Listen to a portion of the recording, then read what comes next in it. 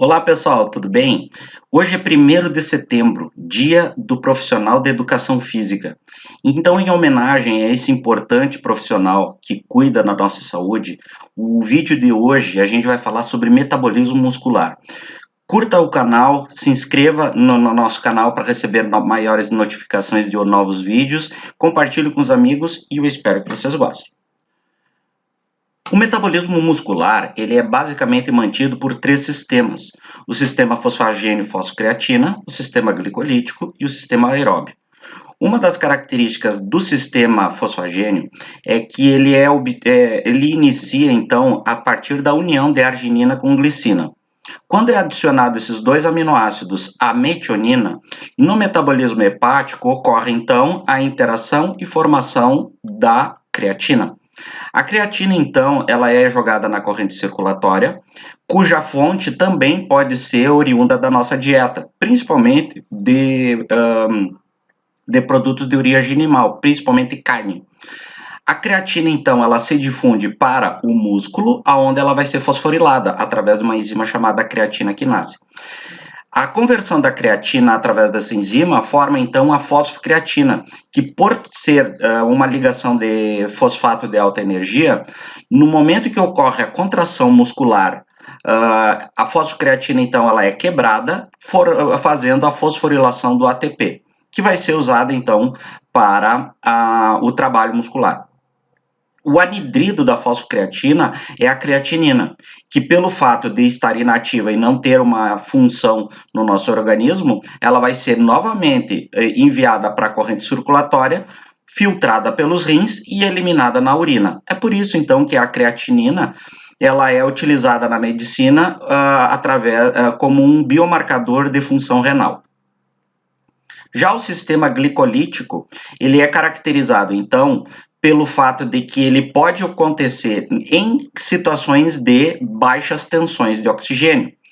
Nessas situações, a glicose ela vai ter que ser convertida em lactato, do qual o objetivo é regenerar o NAD reduzido, que precisa estar oxidado. Durante a glicólise anaeróbica, ocorre o consumo de 2 moléculas de ATP e a produção de 4. Então, por isso que o saldo energético da glicólise anaeróbica, mediante a oxidação de glicose a lactato, é de 2 ATPs. Durante o processo aeróbico, esse é um processo mais longo. Então, a gente pode até separar a glicólise aeróbica em 3 fases. Uma fase citoplasmática, onde é similar ao que acontece na glicólise anaeróbica, só que ocorre a conversão até piruvato. Nessa etapa, ocorre o mesmo saldo energético de 2 ATPs. Uma vez formado o piruvato, inicia então a segunda parte, que é a parte mitocondrial. Então, a primeira etapa mitocondrial é a descarboxilação do piruvato em acetil-CoA. Nessa etapa, ocorre a produção de um NAD reduzido, que na cadeia de transporte de elétrons é capaz de produzir 3 ATPs. Uma vez formado o acetil-CoA, ele vai participar da terceira fase, que é o ciclo de Krebs. No ciclo de Krebs, ocorre então a produção de 3 NAD reduzido, 1 FAD reduzido e um ATP ao nível de substrato. Então, na cadeia respiratória, o NAD e o FAD, respectivamente, eles podem produzir 3 e 2 ATPs. Então, somente no ciclo de Krebs, cada acetil-CoA que participa é capaz de produzir 12 ATPs. Então, com isso, a soma do saldo energético da parte mitocondrial da glicólise aeróbica é de 15 ATPs. Considerando que foram produzidos 2 piruvatos, significa então que a parte mitocondrial vai ocorrer 2 vezes. Então, 2 vezes 15 vai ser 30. Adicionando os 2 ATPs da parte citoplasmática, nós teremos 32 ATPs. Considerando que na parte citoplasmática ainda está o NAD reduzido, porque ele não consegue entrar na mitocôndria, vai haver a necessidade de regeneração do NAD reduzido do citoplasma, através das lançadeiras de elétrons, que são a lançadeira de glicerol fosfato e a lançadeira de malato aspartato, que podem ocorrer, então, a produção de mais 4 a 6 ATPs. Com isso, o balanço energético da glicólise aeróbica, que é com a participação do oxigênio, resulta na produção de 36 a 38 ATPs, porque depende do tipo da lançadeira utilizada. Então, só aqui dá para se traçar um paralelo que, do ponto de vista energético, a glicólise aeróbica ela é muito mais rentável energeticamente quando comparada com a anaeróbica. Então, quando a gente pega e fala dos três sistemas, a gente pode comparar os três sistemas como as marchas de um carro, né? Que nós temos a primeira, a segunda e a terceira marcha, né? Então, a primeira marcha de um carro, ela serve para fazer o carro arrancar. E uma das características dessa primeira marcha é que a gente pode colocar o carro carregado e subir um ambiente íngreme, né? Por causa que ele tem força. E é isso que a fosfocreatina nos proporciona. Então, a fosfocreatina ela é capaz de produzir energia para os primeiros 20, 30 segundos de contração muscular, mas ela não é duradoura. A seguir, então, entra o sistema glicolítico, que alguns autores chamam de glicolítico lático, né? Mas a gente aqui vai chamar somente de sistema glicolítico. Isso é capaz de, em condições de baixas tensões de oxigênio, se equivaler, então, à segunda marcha de um carro. Né? Então, ela é um pouco mais durável, pode atingir uma velocidade um pouco maior, mas ela também não é tão durável. Agora, quando entra, por exemplo, o sistema aeróbico, né, onde ocorre a oxidação aeróbica, que pode ser por conta de piruvato da glicólise, mas também pode ser a partir de acetil-CoA da gordura. Então, tanto gordura quanto glicose, elas podem ser enviadas para o ciclo de Krebs para a produção de energia. E com a participação do oxigênio, da cadeia de transporte de elétrons e da fosforilação oxidativa, a produção de energia acaba sendo muito maior, muito mais duradoura. A questão é que ela demora mais tempo para engrenar. É como se fosse um carro a diesel, né? Que demora um pouco para embalar, mas ele atinge uma velocidade final satisfatória. Diferente, por exemplo, de um carro a gasolina, o arranque é muito mais poderoso, muito mais rápido, quando comparado com uma caminhonete a diesel. E é justamente nessa comparação entre uma caminhonete a diesel e um carro esportivo é que se dá a diferença, por exemplo, das fibras musculares. Eu coloquei aqui uma caminhonete vermelha e um carro esportivo de dois indivíduos, né, de cor branca, e não é por um acaso. É porque aqui está representado, por exemplo, a característica que tem as chamadas fibras musculares de tipo 1 e tipo 2. Uma das características da fibra muscular de tipo 1 é que ela, assim como uma caminhonete, que é capaz de carregar 5 pessoas mais 3 pneus de trator na sua carroceria, essa fibra muscular de tipo 1 tem uma grande capacidade de produção de ATP porque ela é oxidativa. Por outro lado, a fibra muscular de tipo 2, ela pode ser veloz como um carro esportivo. No entanto, ela só carrega 2 pessoas. A analogia, quando comparada com a glicólise anaeróbica, que só produz 2 ATPs.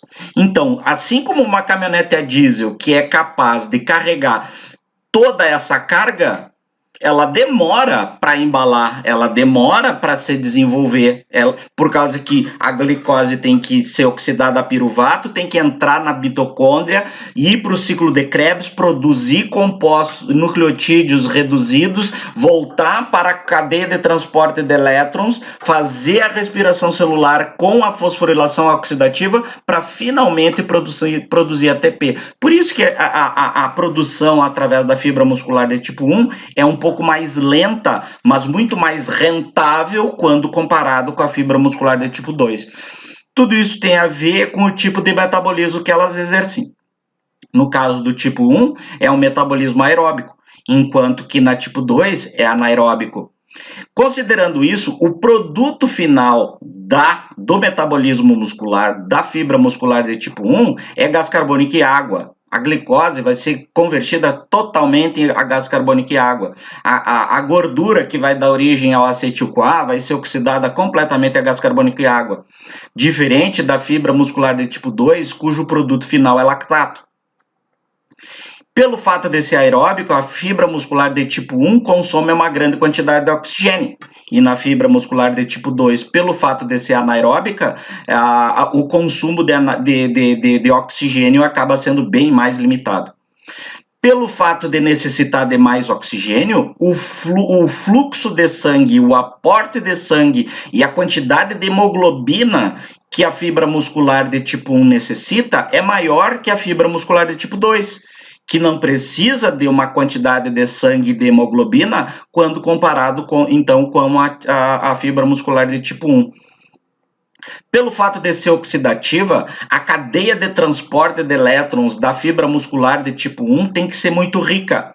Então é por isso que a fibra muscular de tipo 1 tem uma grande quantidade de mitocôndrias e citocromos, ao contrário da fibra muscular de tipo 2, que tem pouca mitocôndria e citocromos. Considerando que hemoglobina e citocromos contém ferro, e ferro tem uma cor avermelhada, quanto maior a quantidade de citocromo, hemoglobina e ferro, vai fazer com que a fibra muscular de tipo 1 também seja conhecida como fibra muscular do tipo vermelha. Por outro lado, a fibra muscular de tipo 2, como tem uma menor quantidade de ferro, ela vai ser caracterizada ou também conhecida como fibra muscular de tipo branca. Como característica da fibra muscular de tipo 1 é a grande capacidade de resistência muscular que ela tem, pelo fato de que o metabolismo aeróbico, apesar de ser mais lento que o anaeróbico, ele produz uma quantidade muito maior de ATP quando comparado com o metabolismo anaeróbico. Por outro lado, a fibra muscular de tipo 2, assim como uma Ferrari, né, ou um carro esportivo é capaz de ir de 0 a 100 em 100 quilômetros, ela tem uma força muito grande, né? Então isso caracteriza então a fibra muscular de tipo 1, de tipo 2. Considerando esse metabolismo de resistência e força, faz então que a fibra muscular de tipo 1 também seja conhecida como fibra muscular de abalo lento, porque ela demora a entrar em fadiga pelo fato de que ela produz bastante ATP. Já a fibra muscular de tipo 2, ela vai ser chamada de fibra muscular de abalo rápido. Isso significa que ela entra em fadiga mais rapidamente. Pode-se ter mais força na fibra muscular de tipo 2, mas com baixo tempo de produção de trabalho muscular. Como característica da fibra muscular de tipo 1, pelo fato de que ela é mais rentável, né, do ponto de vista que uma pequena quantidade de glicose pode produzir de 36 a 38 moléculas de ATP, a quantidade de glicogênio contida na fibra muscular de tipo 1 é pequena. Já na fibra muscular de tipo 2, é como um tanque de gasolina de um carro esportivo. Ele tem que ter uma grande capacidade de armazenar gasolina, porque o consumo de oxigênio, o consumo de gasolina, né, num carro esportivo é alto. Só que o combustível da fibra muscular de tipo 2, no caso, é glicogênio, enquanto que do carro vai ser a gasolina. Então é por isso que, pelo fato de que o glicogênio e os carboidratos serem osmoticamente ativos, eles acabam absorvendo água também. Então, para estocar glicogênio, a gente armazena água junto. Então, é por isso que uma das características da fibra muscular de tipo 2 é de que, como ele tem uma grande capacidade de armazenamento de glicogênio, ele vai ter uma alta capacidade de hipertrofia. Por outro lado, a fibra muscular de tipo 1, pelo fato de ter menos glicogênio, ele tem uma baixa capacidade de hipertrofia. Uma das características das pessoas que treinam, que têm um predomínio de fibra muscular de tipo 1, são aqueles praticantes de maratona. cujo perfil físico, o biotipo deles, são de pessoas bastante magras. Por outro lado, a fibra muscular de tipo 2, ela vai estar presente, por exemplo, naquelas pessoas que fazem treinamento de força ou de explosão muscular, que é o caso, por exemplo, de um atleta que treina para fazer 100 metros rasos ou halterofilismo. Como músculo que contém predomínio de fibra muscular de tipo 1, nós podemos citar o reto abdominal, que nos mantém eretos, seja sentado ou em pé, durante todo o dia, e ele não entra em fadiga. Por outro lado, o gastrocnêmico, ele tem uma grande quantidade de fibra muscular de tipo 2 e uma grande capacidade de hipertrofia. No entanto, ele tem uma baixa resistência. Então, quando a gente pega e traça o biotipo de pessoas, né, que treinando estimulam a proliferação e desenvolvimento de uma fibra muscular sobre a outra, o biotipo de atletas de resistência são de perfil físico magro, porque justamente a fibra muscular de tipo 1 tem uma baixa capacidade de resistência, porque uma pequena quantidade de glicogênio produz uma grande quantidade de ATP. Por outro lado, a fibra muscular de tipo 2, o biotipo de pessoas que treinam estimulando esse tipo de fibra muscular, vai ser caracterizado por uma musculatura de hipertrofia, como é o caso dos corredores de 100 metros rasos. Uma das coisas que a gente pode falar com relação ao ponto de vista metabólico e a capacidade oxidativa para a produção de ATP é que um corredor de maratona, como é o caso do Vanderlei Cordeiro de Lima, ele é capaz de correr durante 2 horas a uma velocidade de 20 km por hora. Agora, se a gente pegar um corredor de 100 metros rasos como o Usain Bolt, ele é capaz de correr a 45 km por hora, o dobro de um maratonista, mas ele é capaz de correr a essa velocidade somente por 10, 15 segundos. Então, o biotipo então, de maratonistas e esportistas, né, atletas, que são característica de esporte, de explosão ou de força, né, como é o ciclismo de velódromo, quando comparado com um maratonista, o quadríceps aqui, ó, ele é uma diferença brutal. Só que assim, ó, o predomínio de fibra muscular de tipo 1 sobre a 2 e vice-versa, ele é codificado geneticamente. Então é por isso que os quenianos, apesar de toda a técnica que eles desenvolveram para a corrida, geneticamente eles foram perfeitos para desenvolver esse tipo de esporte. Por outro lado, se a gente pega, por exemplo, atletas do leste europeu, o perfil físico deles são de pessoas muito mais robustas, que são apropriadas, por exemplo, para esportes de força, como, por exemplo, arremesso de martelo, halterofilismo e outros esportes de força e de explosão muscular. Considerando essa característica genética, a gente vê em vários esportes, por exemplo, futebol.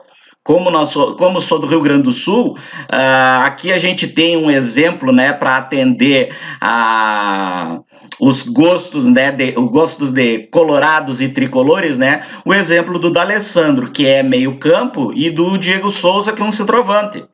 Então, o perfil físico deles é diferente.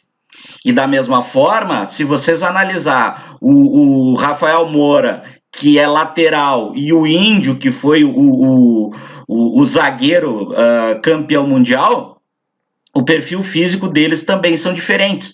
Apesar deles serem jogadores de futebol, pelo fato da posição que eles jogam serem diferentes, necessita de um biotipo diferente também. O centroavante ele precisa de explosão muscular para poder, ao mesmo tempo, ser rápido para um contra-ataque, ele também tem que ter força para confrontar os truculentos zagueiros. E os zagueiros eles também precisam ser rápidos e truculentos para ser páreo para a velocidade dos centroavantes. Por outro lado, laterais e meio campo normalmente têm um biotipo mais esguio, justamente porque eles são atletas que correm mais e percorrem mais o campo de futebol e com isso eles necessitam mais desse tipo de metabolismo aeróbico. E isso serve também para as mulheres, cujo biotipo ele pode ter predomínio de um tipo de fibra muscular de tipo 1 sobre a tipo 2. É óbvio que o treinamento esportivo ele pode estimular ou um predomínio ou outro, mas a inversão, que é de característica genética, é muito pouco provável de acontecer. Este, então, fica o meu registro, a homenagem, então, a 1º de setembro, Dia do Profissional de Educação Física, o meu carinho todo especial a esses excelentes profissionais. Espero que vocês tenham gostado dessa aula de metabolismo muscular. E querendo receber notificações sobre novos vídeos, se inscreva no canal, curta e compartilhe com os amigos. Até mais, tchau, tchau.